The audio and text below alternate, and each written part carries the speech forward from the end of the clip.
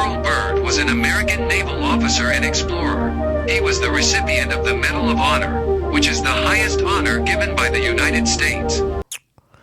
What's up, gang? Welcome back to the Real Keys to the City podcast. Right now, we got another reaction video we're going to hit y'all with. And this one right here, we're going to cover and declassify the whole situation about Admiral Byrd and when he was sent up to Antarctica on a secret mission to retrieve information for the United States. But they was met with some unfriendly friends. The whole brigade was shot down. He was sent back with his tail between his legs. Stick around real fast, man. We going straight up to the quadrant where you know everything is at, all right? Let's get it.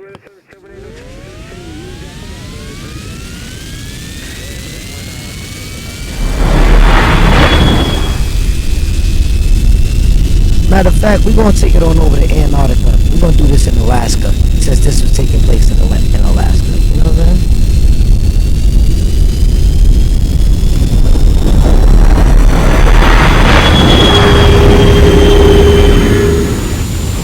Right, we at the quadrant.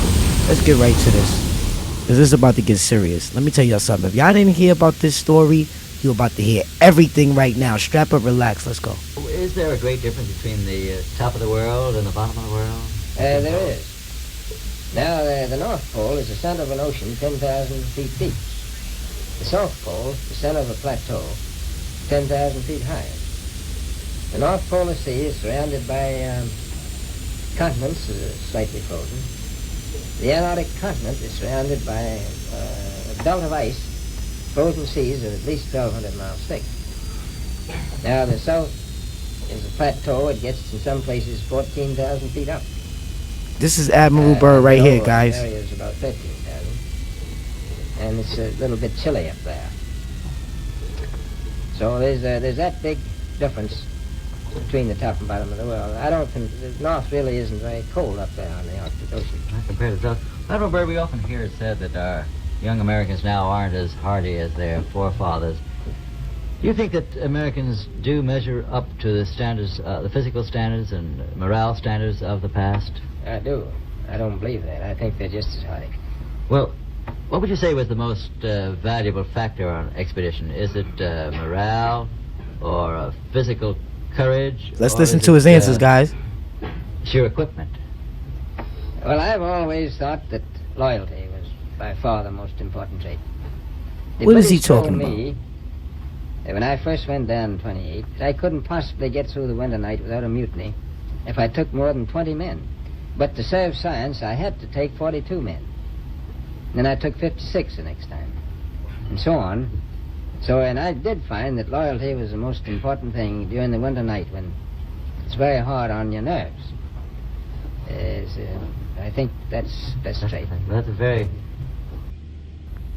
We've found enough coal within 180 miles of the South Pole in a great ridge of mountains. It's not covered with snow. You hear him? To supply the whole world for quite a while. Check him out. Well, that's the coal. Now, there's evidence of many other minerals. We are pretty sure there's oil. Now, that coal shows the bottom of the world. Now, by far the coldest spot in the world. Where that coal is gets 100 below zero in the winter. well, It was once tropical. So we think there's oil there, and there's evidence. I still haven't convinced you that Antarctica isn't a continent, but an ice wall that surrounds our level, flat realm. Well, stick around. We're going to get into it a little more, and hey, that's a funny name for an island. Let's start by looking at this little-known fact. Do you know that Antarctica is the highest continent on Earth? The average elevation is 8,200 feet. That's pretty interesting. Not only is it the highest, but it's the highest by a landslide, by over 1,000 feet. Now, why would that be? Could it be that you're living on something like this, where water lays level like it always does, and it's surrounded by a container known as Antarctica? You need to ask yourself, have you been programmed to believe something that isn't true? Because we always see that water lays level. It never looks like this, no matter how far you can see straight out or left or right. Water is always level. And did you know in 1946 the United States government sent a fleet of Navy ships down to the Antarctic ice wall and not continent in a little operation called Operation Highjump. That's a curious name for a continent. Who blazed the way for Operation Highjump, the great expedition of 1946-47. Admiral Byrd was officer in charge of the project.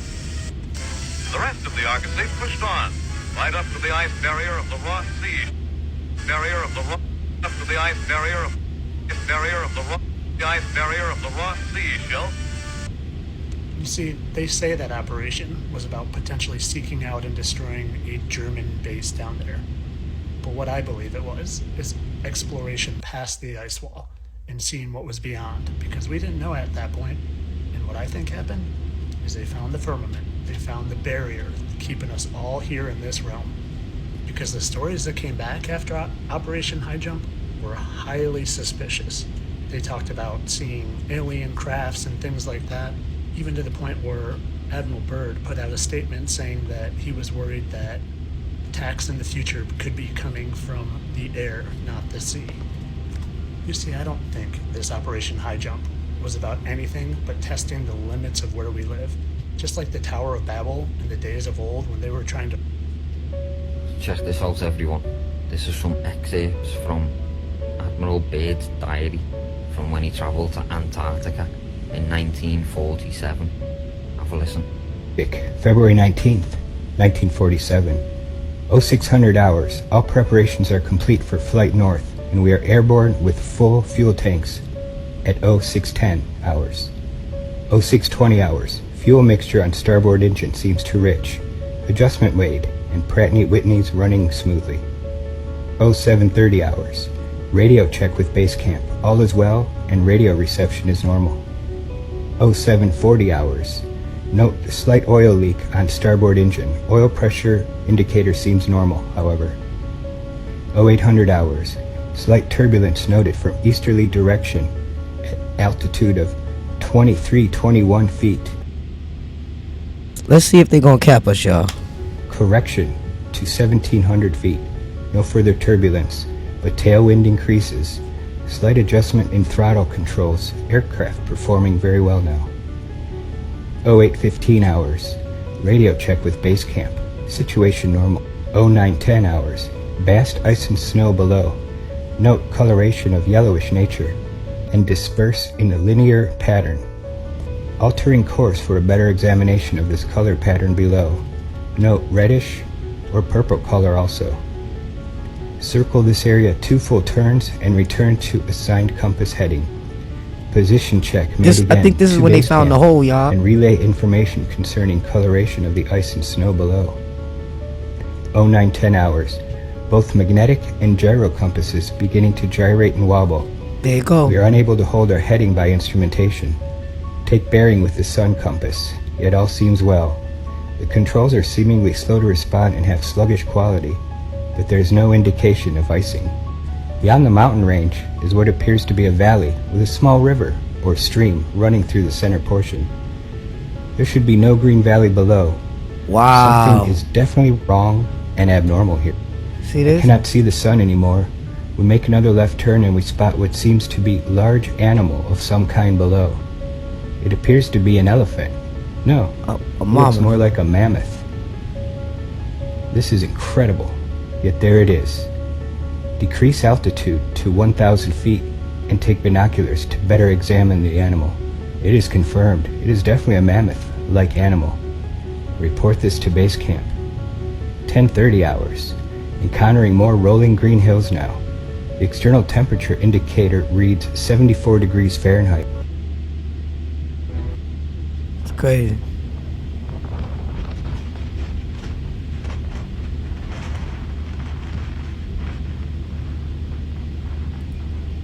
Have you heard about the Antarctica theory?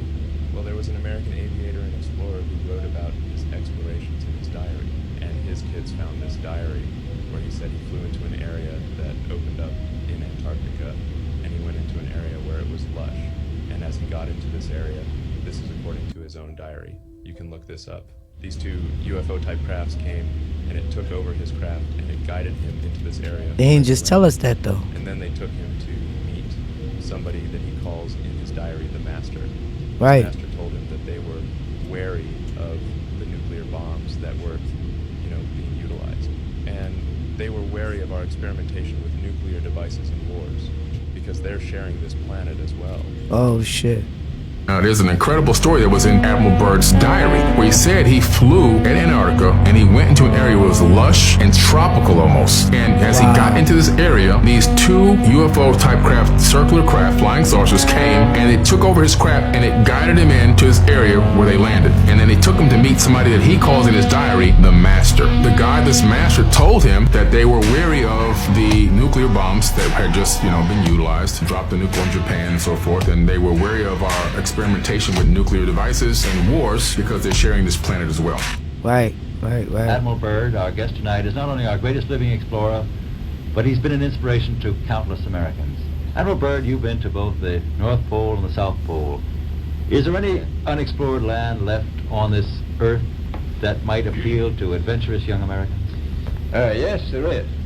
And not up around the North Pole because it's getting crowded up there now because they find out it's really usable, not only to live in, but militarily.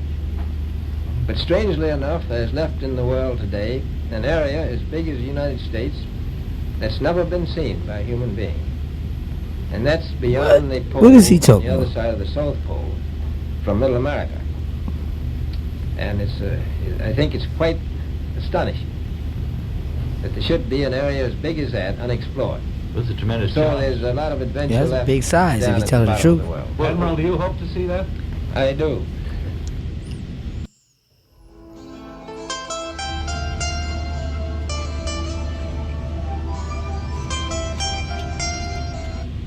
Why do you think Admiral Byrd and the Rockefellers were so much more interested in Antarctica, the South Pole, rather than the North Pole? There's an incredible story that was in Admiral Byrd's diary that was found by his kids where he said he flew into an area that opened up at Antarctica and he went into an area where it was lush and tropical almost. And as he got into this area, this is according to his own diary, people can look this up, something took over his plane and these two UFO-type craft, circular craft, flying saucers came and it took over his craft and it guided him in to this area where they landed. And then they took him to meet somebody that he calls in his diary the Master. Right. Pretty interesting story. This Master told him that they were wary of the nuclear bombs that had just, been utilized, dropped the nuke on Japan and so forth, and they were wary of our experimentation with nuclear devices and wars because they're sharing this planet as well. Right. Shout out to Billy Carson, man. He brings the good stuff. Hit that like button right now. Come on in. Let's go, y'all. We're going to dive into this. We're going in. I find most striking is the presence of Antarctica on ancient maps, because we didn't discover it until 1820, and yet it's on maps drawn in the 1500s with great detail. Wow. I never knew that. Antarctica is one of the weirdest places on Earth, and from the very beginning, Antarctica has pretty much been a mystery to us. Now what the f*** is it doing on a map drawn in the 1500s, which we know was based on older source maps when nobody knew it existed in the 1500s? To me, the obvious answer is we are dealing with the fingerprints of a lost civilization. Whoa. For one, the continent is sparsely inhabited, with less than 10,000 people living there. This is despite the fact that Antarctica has a landmass of 13.66 million square kilometers.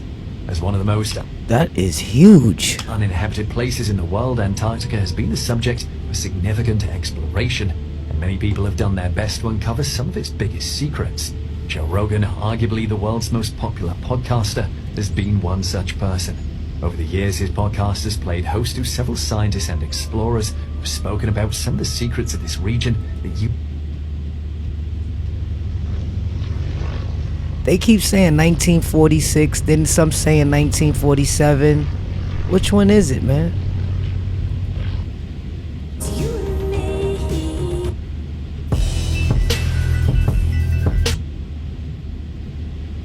Now, why is the South Pole important? Why do we go down there? It is because the bottom of the world is an untouched reservoir of natural resources. Southward ho! the start of one of Admiral Byrd's 6 expeditions to study the weird wonders of the amazing Antarctic. Later, Byrd charts the course as the ship, her masts outlined against a scarred ice wall, nears the end of a 14,000-mile journey. The sea is strewn with loose, broken ice, but the sturdy ship crunches steadily on to her improvised berth against the ice barrier. Ashore in Antarctica, the White Continent, soon scouts are searching for the snow-smothered site of earlier camps. Proudly, Old Glory is run up to fly again over Little America. Man and machines have conquered the Antarctic wastes. Dog sleds carrying vital information collected on the expedition and their drivers abandon Little America and return to the ships now being loaded. Those longtime friends of the Byrd expeditions, the penguins, say goodbye. The natural resources of the Antarctic must be left behind. Coal, oil, uranium, and penguins. Ahead, the long voyage home. I think it's important for us to explore that area, important for the human race. It's something he ain't telling us, guys. It's something he ain't saying. According to the nose confundant depiction of the known lands, there are 3 gates or exits out of the ice walls. One, Barrington thought to have been used by navigator William Morris and daughter Helen Morris. This is how William Morris discovered the ancestral republic. So they saying it's an ice wall the summer barrier. gate's accessible at certain times of the year when the ice melts in this section, but quickly closes up in colder months. Wow. Why do you think Admiral Byrd and the Rockefellers were so much more interested in Antarctica, the South Pole, rather than the North Pole? There is a situation that began to happen during World War II where they discovered that the Nazis had went down to Antarctica and built a base down there, New Schwabenland. It is beginning to look a lot like Christmas in Rockefeller Plaza. What they doing in there?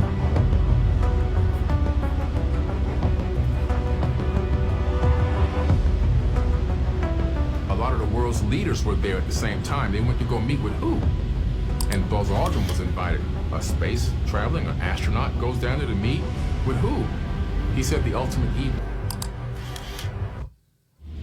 Crazy. Then rugged mountain ranges as far as the eye can see. Bunger leans forward in amazement. His eyes have caught a sudden and unbelievable change in scenery. The universe. Is it 46 or 47? Which one? Blue. A cameraman goes into action. 300 square miles of land without snow. Land that might be in New Mexico or Arizona. What? This is actual footage, guys? In the shadow of the pole. It is for such supreme moments as this that men brave the hardships of exploration. The astounding, undreamed of fact is that they are over a chain of warm water lakes, whose shores, except for small patches, are free of ice and snow. Commander Bunger circles the largest lake in sight, 5 miles long. He comes in to make a landing. Water temperatures must be recorded. Samples taken. He finds the water fresh. Temperature 38 degrees Fahrenheit. On the shores are vast deposits of coal and of minerals of the utmost importance to civilization. Whoa, that was crazy. More landed explorers to go to Antarctica. That was crazy. So you want to know if there's more land past the ice wall? That's good. That's real good. All right, listen to this. I must say that Admiral Byrd, our guest tonight, is not only our greatest living explorer, but he's been an inspiration to countless Americans. Admiral Byrd, you've been to both the North Pole and the South Pole.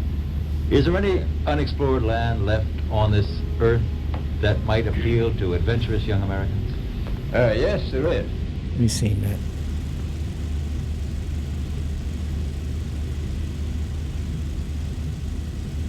Now, where is this at in Alaska? Definitely look like some ruins. His airplane. I find most striking is the presence of Antarctica on ancient maps because we didn't discover it until 1820.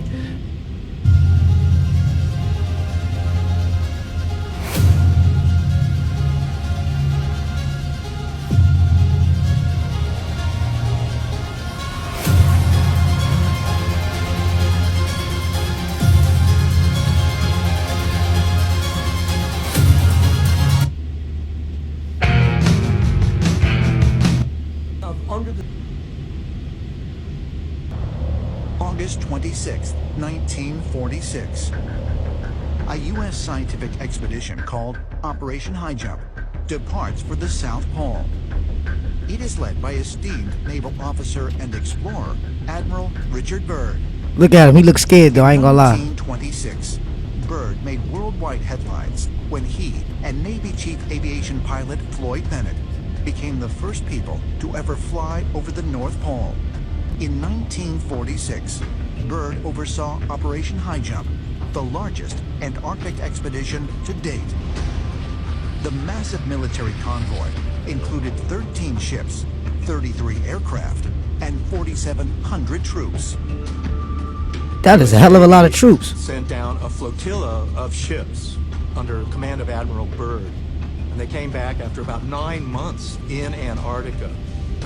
Apparently, they actually fought a battle in Antarctica, probably between remnants of the Third Reich and perhaps extraterrestrials as well. Wow. There were stories of craft coming up out of the water. Out of the water. Attacking them. Whoa. Whoa. Sources dealt a very heavy defeat to Byrd's Operation Highjump.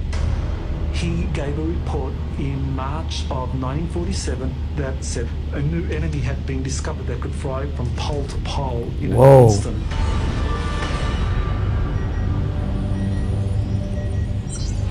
In 2018, more than 70 years after Byrd's astounding claim, a satellite image captured what appeared to be a condensed water trail from an aircraft, or contrail, that could only have been produced by something traveling at incredibly high speeds. Wow. It extended the entire length of the Earth, longitudinally from the Oh, North Pole shit. to the South Pole, which is 12,000 miles. The maximum length of time that a contrail can maintain its shape That's is crazy. 30 minutes. All right. Most dissipate in less than 15. Only a craft capable of traveling faster than 50,000 miles per hour, or 10 times the speed of the fastest aircraft in existence today. That's crazy, y'all. Did y'all hear that? It's almost as fast as our craft.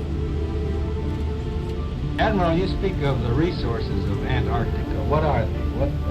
What are the natural resources? Well, we've found enough coal within 180 miles. We know you Secrets did. of the Underground Tunnels, Part 3, Lost Diaries of Admiral Byrd. So after Admiral Byrd flies over the mountains in the Arctic, he sees greenery and the temperature is 74 degrees. As he's flying along, two saucers... Okay, there we go. There we go. There we go. This is what these holes look like in Antarctica, y'all. Look at these joints. Look at these joints. There comes a time when the rationality of man must fade into insignificance, and one must accept the inevitability of the truth. Considered to be the greatest polar explorer of the 20th century, Admiral Richard Byrd, an American naval officer and explorer, was the first to commence expeditions across the North Pole, for which he was awarded the Medal of Honor in 1926. Although 21 years later, in 1947, Admiral Byrd was in charge of a secret flight expedition over Antarctica. It was a part of a gigantic military project known as Operation Highjump. Records were leaked through Byrd's private diary, which was passed on to his family. Quote, "I am not at liberty to disclose the fine documentation of this writing. Perhaps it shall never see the light of public scrutiny, but I must do my duty and record here for all to read one day. On the 19th of February, 1947, after 3 hours of heading deep into the vast wastes of Antarctica on a set course, Byrd noticed surreal sights: a mountain range, green moss and grass, and a valley with a river, populated by animals, namely a woolly mammoth. The temperature was recorded at 23 degrees Celsius. This one sound better. Of the sun. A city was eventually spotted when Byrd contacted Thule Mercury-powered spacecraft.